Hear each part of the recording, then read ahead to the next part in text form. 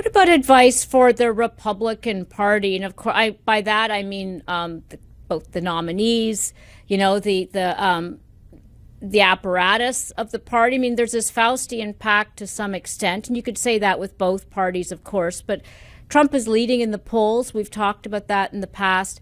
What is the right reaction right now? We've seen, Vivek Ramaswamy, for example, calling for all of the, candidates to pull out of Colorado for the primaries. I mean, I'm curious for the long-term health of the party, especially in your, prior role of being very close to being a GOP strategist. How do you think about that if you were in the driver's seat, so to speak, in terms of navigating from here? Well, I'm not in the driver's seat. I'm not even a passenger. I'm barely on the road at this point, and I don't miss it because I don't see this as a Republican decision or a Republican strategy or a Democratic strategy. I think that that's part of the problem, is that we're approaching these things not from the basis of what's good for the country, what's good for the democracy, what's good for the electoral process. We're approaching it as what's good for Joe Biden or Donald Trump. And that's exactly what got us into trouble in the first place. That I am begging people to stop looking at Election Day 2024 as the be all and end all, and start accepting that if we get this wrong over the next 11 months, if we blow it, we may not get another chance 4 years from now. I am generally frightened that if we have another election like 2020, where one or both candidates challenge the results, where we have an insurrection, where people simply turn against the system and stop believing, I question whether we can bring them back. And so whenever I'm put into the situation of partisanship, I reject it. Mm-hmm. I think that's part of the problem rather than part of the solution.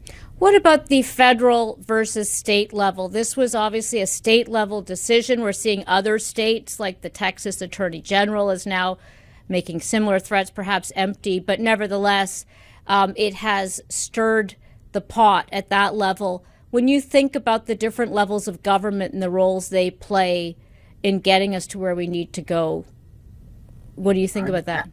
I'm asking people basically to be silent for a little bit.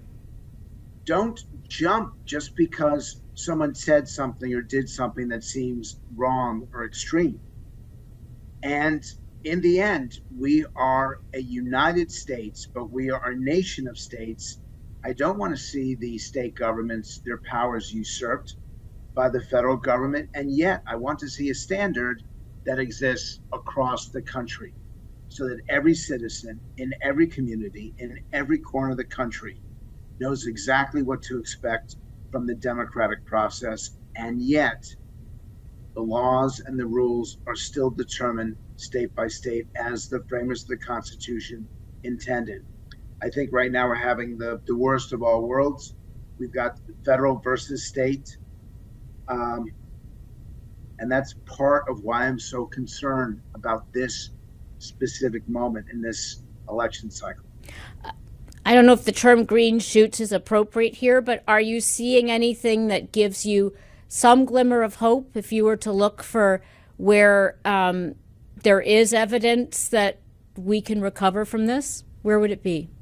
If you had asked me this 10 days ago, I would have said no. If you'd asked me this even 48 hours ago, I would have said no. But over the last 48 hours, I've discovered dozens of organizations that have formed for the specific purpose of improving our democracy, of finding common ground, common purpose, of lowering the decibel level, of learning how to disagree without being disagreeable. One of the organizations is coming out of the National Governors Association.